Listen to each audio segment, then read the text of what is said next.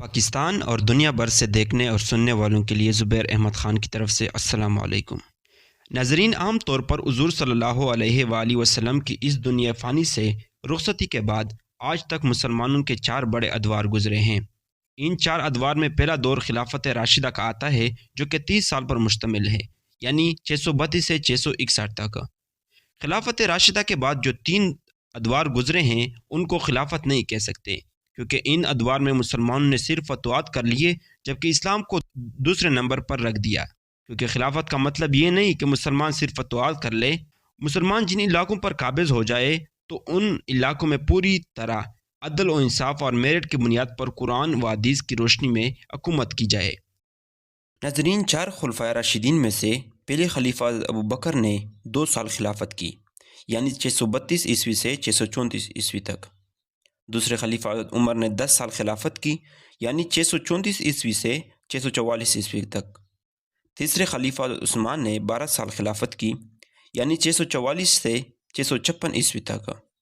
اس کے بعد چوتھے اور آخری خلیفہ حضرت علی رضی اللہ عنہ نے 6 سال خلافت کی، یعنی 656 عیسوی سے 661 تک۔ یہ کل ملا کر 29 سال 6 مہینے بنتے ہیں، جبکہ کچھ علماء کے سامنے حسن رضی اللہ عنہ کے پہلے 6 مہینے کا دور بھی خلافت راشدہ میں آتا ہے، اور اس کے ساتھ پھر یہ تقریباً 30 سال مکمل ہو جاتے ہیں۔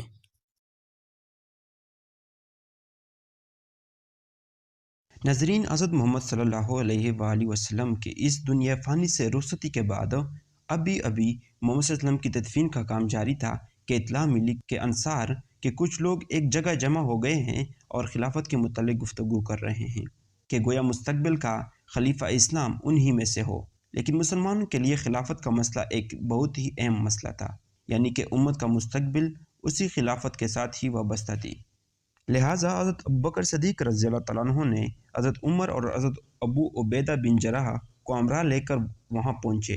وہاں جا کر دیکھا کہ چند انصاری نوجوان جذبات سے مغلوب ہو رہے ہیں اور وہ اس رائے کا اظہار کر رہے ہیں کہ انصار کی گزشتہ خدمات اور ان کی موجودہ اہمیت کے پیش نظر خلیفہ انہی میں سے ہونا چاہیے۔ لیکن انصار میں خلیفہ منتخب ہو جانے سے سب سے بڑا نقصان یہ تھا کہ عرب قبائل قریش کے سوا کسی کی قیادت تسلیم کرنے کے عادی نہیں تھے۔ اس کے علاوہ اوس اور خزرج میں سے کافی اختلافات تھے اور ان میں سے کسی ایک قبیلے کا خلیفہ شاید دوسرے کے لیے قابل قبول نہ ہوتا۔ اس طرح ملت اسلامیہ کو نقصان پہنچنے کا امکان تھا۔ اس موقع پر حضرت ابوبکر صدیق رضی اللہ عنہ نے بڑے حوصلے سے کام لیا اور بڑی شفقت سے انصار کو سمجھانے کی کوشش کی۔ ابوبکر رضی اللہ عنہ نے کہا، یہ ابو عبیدہ اور عمر رضی اللہ عنہ موجود ہیں، ان میں سے جس کے ہاتھ پر چاہو بیعت کر لو۔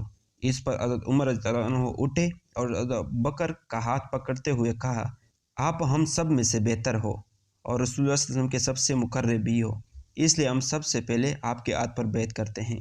یہ سنتے ہی سعد بن عبیدہ کے سوا سارے مجمع نے اسی وقت حضرت ابوبکر کے ہاتھ پر بیعت کر لی اور حضرت ابوبکر رضی اللہ عنہ مسلمانوں کا پہلا خلیفہ مقرر کیے گئے۔ دوسرے دن مسجد نبوی میں عام بیعت ہوئی اور جو لوگ ثقیفہ بنی سعدہ میں موجود نہیں تھے ان نے بیعت کر کے صدیق اکبر کی امارت کو تسلیم کر لیا۔ ناظرین، حضرت ابوبکر صدیق رضی اللہ عنہ کا نام عبداللہ، کنیت ابو بکر اور لقب صدیق ہے۔ آپ قریش کی ایک شاخ بنی تمیم میں سے تھے۔ حضرت ابوبکر صدیق رضی اللہ عنہ ابتدا ہی سے بڑے سلیم الفطرت اور راز باز تھے، چنانچہ زمانہ جاہلیت میں بھی انہوں نے اپنا دامن ہر قسم کی علائشوں سے پاک رکھا تھا۔ تجارت شغل تھا اور صاحب دولت و حیثیت تھے۔ آپ کو یہ امتیاز حاصل ہے کہ مردوں میں سب سے پہلے حضور صلی اللہ علیہ وسلم پر ایمان لائے اور آخری دم تک رسول اللہ صلی اللہ علیہ وسلم کے دست بازو اسلام کے لیے آپ نے جان و مال کے بے نظیر قربانیاں پیش کیے۔ ناظرین، جس وقت حضرت ابوبکر صدیق رضی اللہ عنہ خلیفہ بنے وہ مسلمانوں کے لیے نہایت ہی نازک وقت تھا۔ سب سے بڑا صدمہ تو آپ صلی اللہ علیہ وسلم کی وفات کا تھا۔ اس کے علاوہ مدینہ میں منافقوں کا ایک گروہ بھی موجود تھا۔ یہ لوگ مسلمانوں کو نقصان پہنچانے کا کوئی موقع ہاتھ سے جانے نہیں دیتے تھے۔ حضور صلی اللہ علیہ وسلم کی آیت مبارکہ میں انہوں نے بار بار منافقت دکھائی اور آپ صلی اللہ علیہ وسلم کی وفات کے بعد خوب کھول کر مسلمانوں کے خلاف کام کرنے لگے۔ ناظرین، حضرت ابوبکر صدیق رضی اللہ عنہ کے دور خلافت میں اس کے سامنے 3 بڑے فتنے آئے۔ ایک فتنہ وہ تھا کہ حضور صلی اللہ علیہ وسلم کے اس دنیا سے چلے جانے کے بعد کچھ لوگوں نے نعوذ باللہ نبی ہونے کا دعویٰ کر دیا جس کے خلاف ابوبکر صدیق رضی اللہ عنہ نے جہاد کا اعلان کر دیا۔ دوسرا بڑا فتنہ منکرین زکوٰۃ تھے، یعنی جزیرہ نما عرب کے کچھ علاقوں کے لوگ نے زکوٰۃ دینے سے انکار کر دیا۔ اس کے خلاف بھی شدید قسم کی جہاد کی مسلمانوں نے۔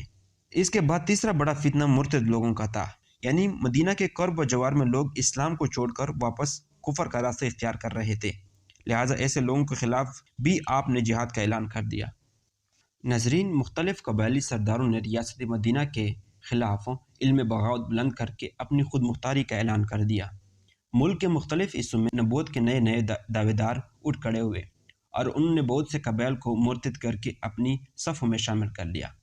بعض قبائل ایسے بھی تھے کہ جنہوں نے اسلام پر قائم رہنے اور ریاست مدینہ سے اپنی وابستگی کا اظہار کیا، مگر انہوں نے اسلام کے بعض احکام سے انحراف کا ارادہ کر لیا۔ مثلاً بعض قبائل نے کلم کلا اعلان کر دیا کہ وہ اسلام پر قائم ہیں مگر زکوٰۃ ادا نہیں کریں گے۔ یہ شورش اور فتنہ اس قدر امگیر تھا کہ ملک کے 3 شہروں مدینہ، مکہ اور طائف کے سوا تقریباً سارا ملک عرب اس کی لپیٹ میں آ چکا تھا۔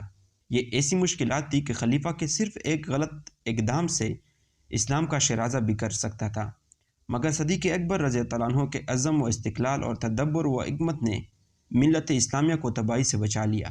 آپ نے اپنے مختصر عہد خلافت میں نہ صرف ان تمام مشکلات پر قابو پا لیا بلکہ حکومت اسلامیہ کو مضبوط بنیادیں فراہم کر ڈالی۔ ناظرین، حضرت ابوبکر صدیق رضی اللہ عنہ کے دور میں جنگ موتا کا واقعہ پیش آیا۔ جنگ موتا میں زید بن حارث رضی اللہ عنہ کی شہادت کا انتقام لینے کے لیے حضور صلی اللہ علیہ وسلم نے ان کے لڑکے اسامہ بن زید رضی اللہ عنہ کے ماتحت ایک مہم تیار کر چکے تھے۔ یہ مہم ابھی روانہ نہیں ہوئی تھی کہ حضور صلی اللہ علیہ وسلم وفات پا گئے۔ اب اگرچہ مدینہ کی مدافعت کے لیے اس فوج کی سخت ضرورت تھی، لیکن جس مہم کو رسول کریم صلی اللہ علیہ وسلم نے تیار کیا تھا، خلیفہ اول نہیں چاہتے تھے کہ وہ اسے ملتوی کر دے۔ اس مہم کو خاطر خواہ کامیابی ہوئی۔ 40 روز کے بعد اسامہ عیسائیوں کو شکست دینے کے بعد مدینہ واپس چلے گئے۔ اگرچہ ابتدا میں اس مہم کو خلاف مصلحت سمجھا جاتا تھا، لیکن بعد کے نتائج نے حضرت ابوبکر کی سیاست کا سکہ بٹھا دیا۔ اس لشکر کشی کا نفسیاتی اثر یہ ہوا کہ قبائل عرب خوف زدہ ہو گئے اور باغیوں کو یقین ہو گیا کہ حضور صلی اللہ علیہ وسلم کی وفات کے بعد بھی مسلمانوں کی قوت و تنظیم میں کوئی فرق نہیں آیا۔ ناظرین، ابوبکر رضی اللہ عنہ کے دور میں ایک بڑی دینی خدمت یہ ہوئی کہ قرآن پاک کی تدوین کی گئی۔ جنگ یمامہ میں بہت سے افراد شہید ہو گئے تھے۔ اس پر حضرت عمر کو خدشہ ہوا کہ اگر اس طرح افراد شہید ہوتے رہے تو قرآن پاک کا بہت سا حصہ ضائع ہو جائے گا۔ چنانچہ حضرت عمر رضی اللہ عنہ کے اصرار پر خلیفہ نے تدوین کا حکم دے دیا۔ کاتب وحی حضرت زید بن ثابت رضی اللہ عنہ کی نگرانی میں یہ کام مکمل ہوا اور قرآن پاک کے اجزاء کو یکجا کر دیا گیا۔ ناظرین، جب حضرت ابوبکر رضی اللہ عنہ کا آخری وقت آن پہنچا تو آپ نے اپنے جانشین کے متعلق اکابر صحابہ سے مشورہ کیا اور حضرت عمر رضی اللہ عنہ کے متعلق رائے طلب کر لی۔ حضرت عبد الرحمن بن عوف نے کہا، عمر رضی اللہ عنہ کی قابلیت میں کلام نہیں لیکن مزاج میں سختی ہے۔ حضرت ابوبکر نے جواب دیا کہ ان کی سختی اس لیے تھی کہ میں نرم تھا، جب کام انہی پر آ پڑے گا تو خود بخود نرم ہو جائیں گے۔ حضرت عثمان نے کہا، میں اس قدر کہہ سکتا ہوں کہ عمر کا باطن ظاہر سے اچھا ہے اور عام لوگوں میں ان کا جواب نہیں۔ اس کے بعد حضرت ابوبکر صدیق رضی اللہ عنہ نے حضرت عمر رضی اللہ عنہ کو خلیفہ نامزد کرتے ہوئے وصیت لکھوائی اور حکم دیا کہ رائے عامہ معلوم کرنے کے لیے اسے لوگوں میں پڑھ کر سنا دیا جائے۔ پھر بالاخانے پر چڑھ کر لوگوں کو خطاب کرتے ہوئے فرمایا کہ میں نے کسی رشتہ دار کو اپنا جانشین مقرر نہیں کیا بلکہ عمر رضی اللہ عنہ کو مقرر کیا ہے۔ کیا تمہیں منظور ہے؟ سب نے یک زبان ہو کر کہا کہ ہمیں منظور ہے۔ ناظرین، حضرت عمر رضی اللہ عنہ قبیلہ قریش کی شاخ بنو عدی سے تعلق رکھتے تھے۔ آپ کے والد کا نام خطاب بن نفیل تھا۔ حضرت عمر رضی اللہ عنہ طبیعت کے لحاظ سے جذباتی اور سخت گیر تھے، چنانچہ اعلان حق کے بعد آپ عداوت اسلام میں پیش تھے اور مسلمانوں پر سختی کیا کرتے تھے۔ اس پر حضور صلی اللہ علیہ وسلم نے آپ کے لیے دعا مانگی۔ اس دعا کو شرف قبولیت حاصل ہوا اور حضرت عمر رضی اللہ عنہ نبوت کے 6 سال ایمان لائے۔ آپ کے ایمان لانے کے موقع پر اس وقت کم و بیش 40 آدمی مسلمان ہو چکے تھے، مگر کسی کو اعلانیہ عبادت کی ہمت نہیں پڑی تھی۔ حضرت عمر رضی اللہ عنہ نے ایمان لانے کے بعد خانہ کعبہ میں اعلانیہ نماز ادا کی۔ اس جرت پر حضور صلی اللہ علیہ وسلم نے آپ کو فاروق یعنی حق و باطل میں امتیاز کرنے والے کا لقب عطا فرمایا، جب مسلمانوں کو ہجرت مدینہ کی اجازت ہوئی تو آپ نے 20 ساتھیوں کے ہمراہ ہجرت کی۔ مکہ سے روانگی سے پہلے آپ نے خانہ کعبہ کا طواف کیا، نماز ادا کیا اور اعلان کیا کہ جسے منظور ہو کہ اس کی ماں اس روئے وہ میدان میں آ روکے، لیکن کوئی جرأت نہ کر سکا۔ ناظرین، عمر رضی اللہ عنہ بہت ہی بہادر انسان تھے۔ خلیفہ بننے کے بعد کافی سارے علاقے فتح کر لیے، جن میں قادسیہ کی فیصلہ کن جنگ، شام کی فتوحات، معرکہ یرموک، بیت المقدس کی فتح اور مصر کی فتوحات شامل ہے۔ عمر رضی اللہ عنہ کے دور خلافت کے دوران خلافت 22 لاکھ مربع میل تک پھیل چکی تھی۔ روم اور ایران کی شاندار فتوحات کے علاوہ حضرت عمر رضی اللہ عنہ کا سب سے بڑا کارنامہ یہ ہے کہ انہوں نے مذہبی احکامات کی روشنی میں ایک ایسے عادلانہ اور جمہوری نظام حکومت کی بنیاد ڈالی کہ جس کی نظیر شاید موجود ترقی یافتہ دور بھی پیش نہ کر سکی۔ ملکی اور فوجی اصلاحات کے لیے ان کا عہد حکومت خاص طور پر مشہور ہے۔ ناظرین، عمر رضی اللہ عنہ نے خود کو کبھی بھی حاکم یا ڈکٹیٹر تصور نہیں کیا۔ ہر ایک اہم کام میں ہمیشہ صحابہ کرام کا مشورہ لیا کرتے تھے۔ خاص حالات میں عام مسلمانوں سے بھی رائے لی جاتی تھی۔ مشورہ کی روایت تو خود حضور صلی اللہ علیہ وآلہ وسلم کے زمانے سے چلی آ رہی تھی، اور شورا یعنی مجلس مشاورت کا قیام بھی خود حضور صلی اللہ علیہ وسلم کے زمانے میں ہی پڑ چکا تھا، لیکن عہد فاروقی شورا کا بہترین دور گنا جاتا ہے۔ حضرت عمر رضی اللہ عنہ کی مجلس شورا، جو معزز صحابہ کرام پر مشتمل تھی، ایک کیبنٹ یا کونسل کی طرح تھی جسے وہ تمام ضروری معاملات میں مشورہ کرتے تھے۔ اس کے علاوہ ایک عام ناظرین، حضرت عمر رضی اللہ عنہ نے تمام مقبوضہ ممالک کو 11 صوبوں میں تقسیم کیا: مکہ، مدینہ، شام، جزیرہ، کوفہ، بصرہ، مصر، فلسطین، خراسان، آذربائیجان اور فارس، اور ہر صوبے میں حاکم اعلیٰ یعنی گورنر، جسے ولی بھی کہتے ہیں، منتخب کیے۔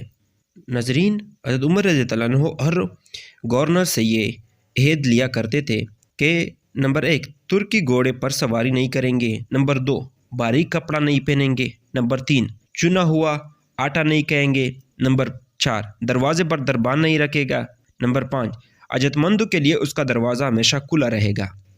ناظرین، حضرت عمر رضی اللہ عنہ کا عدل و انصاف ضرب المثل ہو چکا ہے۔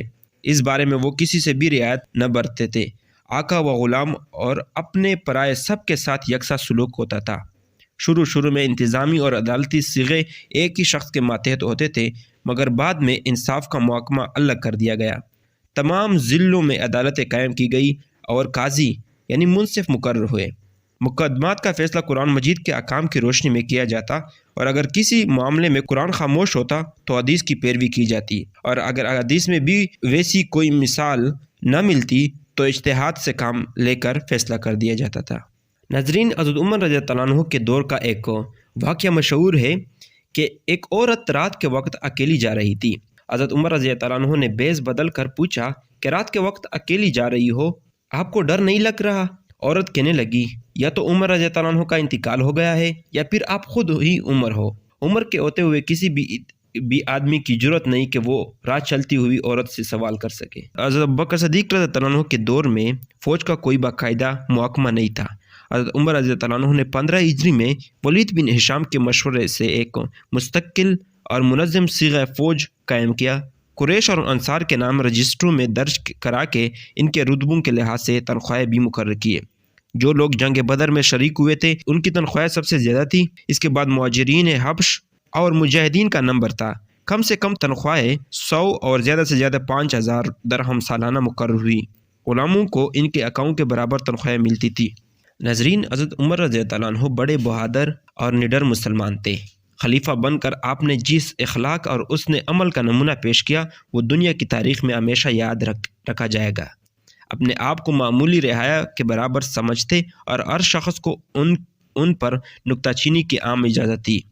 رعایا کی خبرگیری میں اس قدر مبالغہ کیا کرتے کہ راتوں کو اٹھ کر چکر لگایا کرتے تھے۔ عدل و انصاف کا یہ عالم کہ اپنے پرائے، شاہ و گدا، آقا و غلام میں کوئی تمیز نہیں رکھا جاتا تھا۔ دروازے پر کبھی دربان نہ بٹھایا اور عملے کو سخت ہدایت دی کہ اپنے دروازے ہر فریادی کے لیے کھلے رکھے۔ ناظرین، 23 ہجری کے آخر میں ابو فیروز، ایک غیر مسلم اجمی غلام نے کسی ذاتی رنجش کی بنا پر فجر کی نماز میں عمر رضی اللہ عنہ پر حملہ کر دیا اور 6 معلق زخم لگائے جن سے آپ بچ نہ سکے، اور تیسرے روز اس دنیا فانی سے رخصتی فرما گئے۔ ناظرین، وفات سے پہلے حضرت عمر رضی اللہ عنہ نے 6 اشخاص حضرت عثمان، علی، عبد الرحمن بن عوف، طلحہ، زبیر اور سعد بن ابی وقاص رضی اللہ اجمعین کو نامزد کیا اور فرمایا کہ ان میں جس کے حق میں بھی کثرت رائے ہو اسے 3 دن کے اندر خلیفہ منتخب کر لیا جائے۔ چنانچہ حضرت عمر رضی اللہ عنہ کی تدفین کے بعد یہ لوگ ایک جگہ جمع ہو گئے۔ حضرت طلحہ نے حضرت عثمان رضی اللہ عنہ کے حق میں، حضرت زبیر نے حضرت علی رضی اللہ عنہ کے حق میں اور حضرت سعد نے حضرت عبد الرحمن کے حق میں اپنے نام واپس لے لیے۔ بعد میں حضرت عبد الرحمن نے بھی اپنے حق سے دستبرداری کا اعلان کر دیا۔ اب صرف 2 امیدوار حضرت عثمان اور حضرت علی رضی اللہ عنہ باقی رہ گئے۔ یہ دونوں اس بات پر رضامند ہو گئے کہ حضرت عبد الرحمن جس کے حق میں فیصلہ دیں گے ان کے لیے قابل قبول ہوگا۔ حضرت عبد الرحمن رضی اللہ عنہ مختلف صحابہ سے مشورہ کرتے رہے۔ انہوں نے حضرت عثمان رضی اللہ عنہ اور حضرت علی رضی اللہ عنہ سے بھی علیحدہ علیحدہ بات چیت کی اور ان کے آئندہ طرز عمل کے متعلق سوالات کیے۔ بالآخر 3 دن کے مشورے کے بعد انہوں نے مسجد نبوی میں حضرت عثمان رضی اللہ عنہ کے حق میں فیصلہ دے دیا۔ اس پر سب نے حضرت عثمان رضی اللہ عنہ کے ہاتھ پر بیعت لی۔ ناظرین، حضرت عثمان بن عفان بن امیہ سے تعلق رکھتے تھے۔ یہ خاندان قبیلہ قریش میں ممتاز حیثیت رکھتا تھا اور سپہ سالاری اس کے ہاتھ میں تھی۔ حضرت عثمان عمر میں حضور صلی اللہ علیہ وسلم سے 6 سال چھوٹے تھے۔ بچپن ہی میں لکھنا پڑھنا سیکھ لیا تھا۔ معاش کا ذریعہ تجارت تھا اور اس میں آپ نے اس قدر ترقی حاصل کر لی تھی کہ قریش کے دولت مند لوگوں میں شمار کیے جاتے تھے۔ اسی بنا پر آپ رضی اللہ عنہ کا لقب غنی پڑ گیا۔ اس عہد کے آغاز میں مختلف صوبوں میں بغاوتیں رونما ہو گئی۔ مفتوحہ ممالک میں اب بھی بعض عناصر ایسے تھے جو اسلامی حکومت کے خلاف سازشوں میں مصروف رہتے تھے، لیکن حضرت عمر رضی اللہ عنہ کے رعب و دبدبے کی وجہ سے دبے ہوئے تھے۔ حضرت عمر رضی اللہ عنہ کی شہادت کے بعد انہوں نے موقع کو غنیمت سمجھتے ہوئے سرکشی اختیار کی، لیکن حضرت عثمان غنی رضی اللہ عنہ کے حکام نے نہایت سنجیدگی کے ساتھ ان سازشوں کو کچل دیا۔ ناظرین، حضرت عثمان غنی رضی اللہ عنہ کے دور میں بھی فتوحات کا سلسلہ جاری رہا۔ اس سلسلے میں ایشیا کوچک کی فتوحات، شمالی افریقہ کی فتوحات، قبرص کی فتح اور مشرق میں کئی علاقوں کے فتوحات شامل ہیں۔ ناظرین، حضرت عثمان غنی رضی اللہ عنہ کے عہد خلافت کا نصف حول نہایت امن و سکون کے ساتھ گزر رہا تھا۔ ہر طرف حدود سلطنت میں توسیع ہو رہی تھی، تجارت و زراعت کو فروغ حاصل ہوا اور لوگوں کی خوشحالی میں اضافہ ہوا۔ مگر اس دوران میں مال و زر کی فراوانی نے مسلم معاشرے میں حسد و رقابت کو جنم دیا اور ایک ایسے فتنے نے سر اٹھایا کہ جسے اسلامی وحدت پارہ پارہ ہو گئی۔ ایک مدت تک مسلمانوں کی ہر قسم کی ترقی رک گئی اور وہ داخلی امور میں الجھ کر رہ گئے۔ ناظرین، اس دور میں حضرت عثمان غنی رضی اللہ عنہ پر بہت سارے الزامات بھی لگ گئے، لیکن ہر الزام کا اس نے صحیح جواب دے دیا اور مسلمانوں کو اس سے تسکین مل گئی۔ ناظرین، آخر کار 656 عیسوی کو حضرت عثمان غنی رضی اللہ عنہ کو اپنے گھر میں محصور کر کے شہید کر دیا گیا۔ مسلمانوں خلیفہ مظلوم کے قتل کا ایسا گناہ سرزد ہوا کہ جس کی سزا وہ آج تک بھگت رہی ہے۔ ان کی وحدت کا شیرازہ بکھر گیا اور ان میں ایسی تفریق پیدا ہو گئی جس کا مٹانا ممکن نہیں۔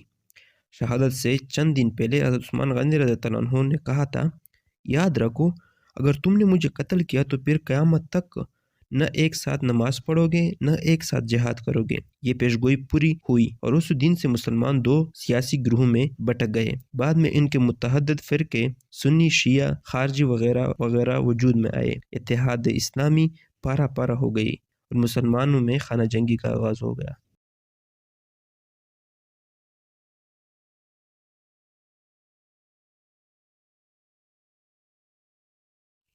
ناظرین، حضرت عثمان غنی رضی اللہ عنہ کی شہادت کے بعد 3 دن تک کوئی جانشین منتخب نہیں ہوا۔